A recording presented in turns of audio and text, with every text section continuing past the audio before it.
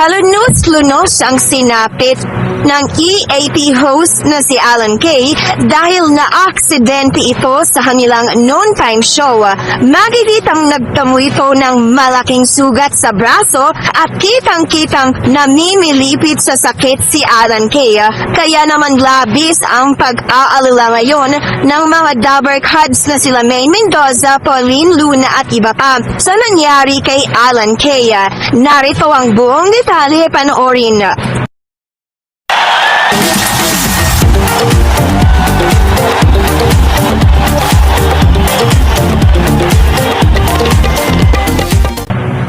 Ibinahagi ni Tito Sen ang isang maikling video kung saan makikitang ginagamot ang malaking sugat ni Alan Kay.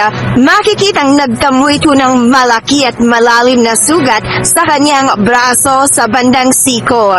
Makikita rin sa video na namimilipit sa sakit si Alan Kay. Maririnig din sa video ang boses ni Jose Manalo kung saan sinabi nitong mabuti raw na iningatan ni Alan Kay ang kanyang mukha kaya hindi ito ang tumama.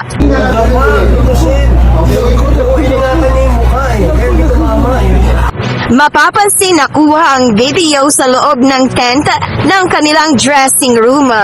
Hindi nagbigay ng detalye si Tito Sen kung bakit nagkaroon ng malaki at malalim na sugat sa braso si Alan Kay o kung ano ang nangyari sa kanya.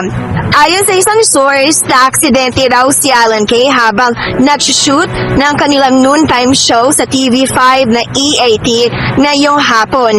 Parang nadulas at nalaglag daw ito at tumama ang kanyang braso. Mabuti na lamang daw at hindi daw ang kanyang mukha ang napuruhan. Sa caption, sinabi rito ni Tito Sen na nanghuli ng dalag.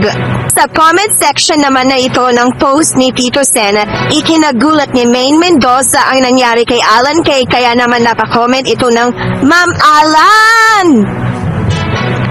Nagulat rin si Pauline Luna sa nangyari kay Alan Kay kaya naman napatanong ito sa comment section ng ang nangyari.